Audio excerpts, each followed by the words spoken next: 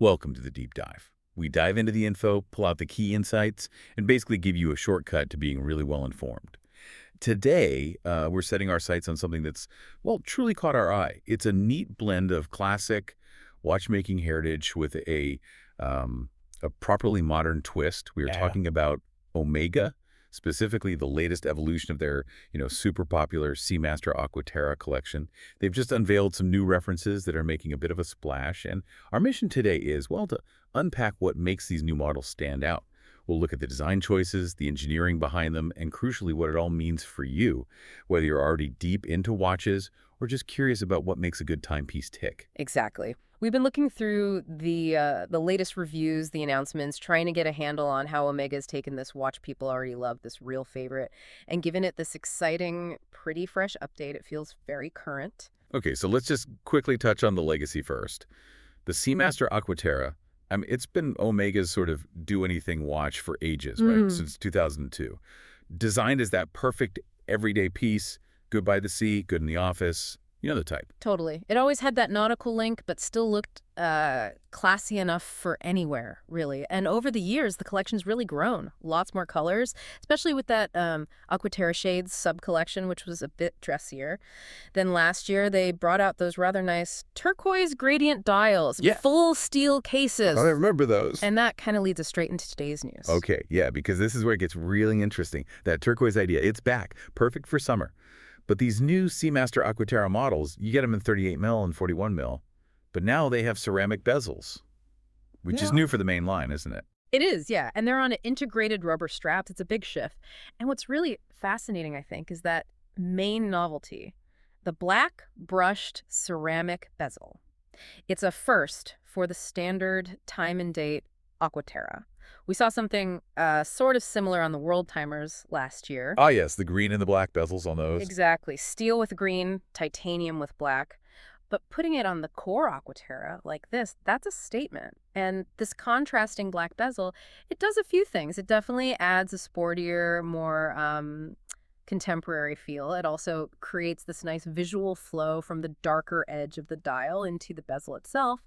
And somehow, it seems to make that lighter turquoise in the middle really pop, intensifies it. Yeah, I can see that. It gives it a bolder look, definitely more modern. Absolutely. And you mentioned the strap, so that's the other big difference from the steel ones last year. These are on rubber now. That's right. The other major change is this integrated black rubber strap. Great choice, I think. Makes it feel sportier, more comfortable, too. It's got this subtle turquoise stitching, just picking up that dial color. Nice touch. And the usual setup, a polished steel link between the lugs, steel folding clasp. The lug widths are standard 19 millimeter for the 38 millimeter watch, 20 millimeter for the 41 millimeter. So the bezel and the strap combo, it really changes the character. It does. It positions them, I think, as more active luxury. Robust, but still refined. Good for daily wear if you want that mix. Okay, that makes sense. Let's zoom in on the dial itself, though. You said it's the same style as those 2024 steel ones. Tell us about that turquoise gradient. Yeah, it's that same lovely style. The base is matte, and you get this really incredible lagoon-like turquoise color right in the center. And then it gradually, smoothly darkens as you move out towards the edge, becoming almost black at the periphery. That sounds striking. It is. And what's different here compared to some other Aqua Terras is there's no texture, no deck pattern, no waves. It's a flat, varnished dial. Ah, so the gradient does all the talking. Pretty much. And it's punctuated by these bold, dark gray, PVD-coated indices and hands. PVD, that's that tough coating, right? Exactly. Physical vapor deposition. Very durable, gives them that dark finish, resists fading. The markers themselves, the triangles in the hands, they have different finishes, brushed, diamond polished, adds a bit of subtle complexity. And they've got inserts of blue glowing Super-LumiNova. For telling the time in the dark. Standard stuff, but essential. Right. High performance lume. And then there's a minute track around the edge, also in that turquoise tone. And the date window. Nicely done. Trapezoid shape, it's framed, and it has a dark background, so it blends in well with that darker dial edge. Looks quite refined. Got it. So 2 sizes available, the classic 38 and 41 millimeter.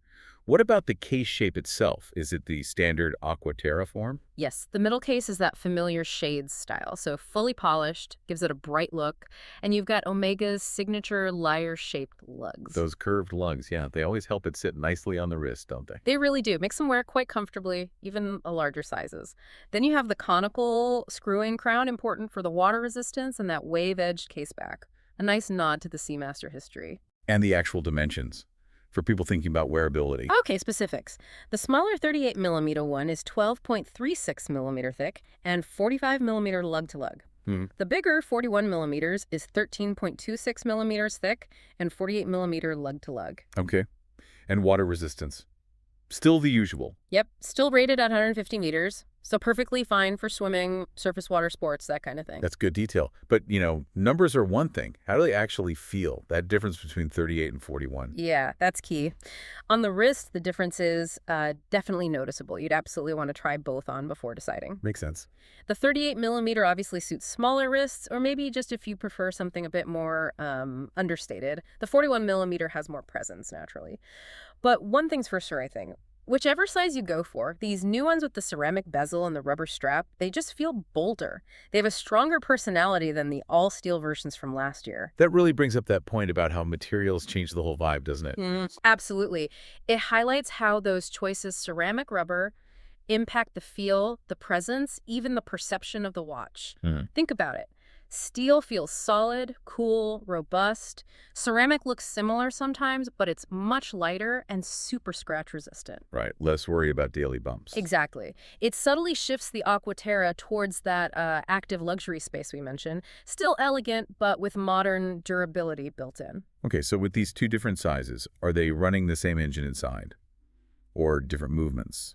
Good question. No, they actually use different movements, which is pretty standard for the Aqua Terra line, depending on the size. Right. The smaller 38mm uses the caliber 8800, single barrel, gives you about 55 hours of power reserve. Which is pretty decent, enough to get you through the weekend. Yeah, easily. Take it off Friday night, still going Monday morning.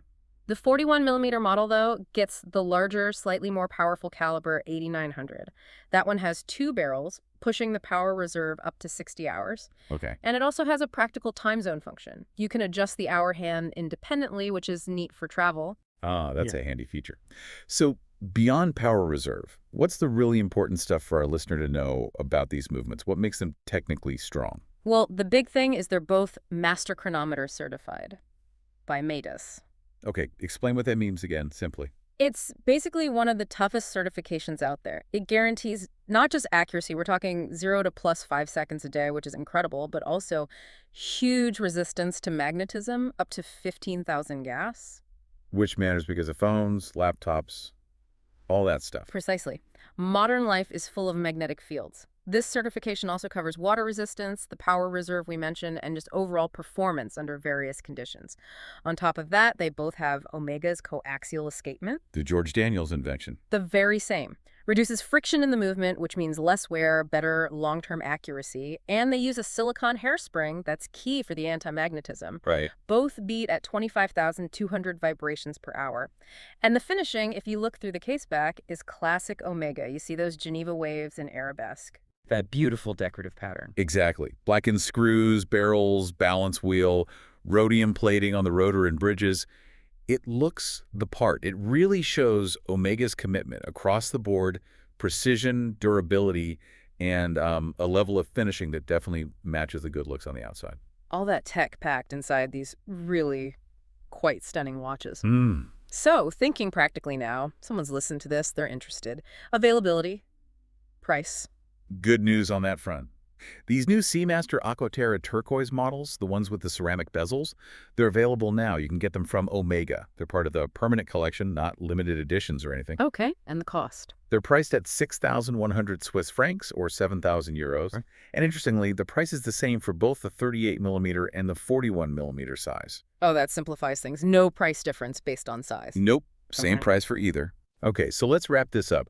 We've taken a pretty deep dive into Omega's latest Seamaster Aqua Terra editions. We've seen these really striking turquoise gradient dials, the new sporty ceramic bezels, those comfy-looking integrated rubber straps. It feels like they've really built on the Aqua Terra's legacy as that versatile, all-terrain classic. Definitely. The technical side, well, that remains super strong, Master Chronometer movements, all that good stuff. But it's really those visual changes, those material shifts that give them this bolder feel, wouldn't you say? A stronger personality than the plain steel ones. I'd agree with that. They definitely stand out more. What really stands out to you from looking at these, seeing how it all comes together? For me, it's fascinating how just a few quite specific updates, the bezel material, the strap type, that vibrant color, can really redefine a watch we thought we knew so well. Omega hasn't reinvented the wheel, but they've definitely changed the character here. And it leaves you with a kind of provocative thought, doesn't it? How do these shifts in materials like ceramic and rubber alongside bold colors let a brand evolve an icon like the Aqua Terra? How do they keep it fresh, keep it relevant, but still, true to what it always was? It's a balancing act. It really is. It's this fine line between form and function, style and substance. And it kind of proves that sometimes, a new bezel and a different strap can totally change the feel, the allure of a really iconic timepiece.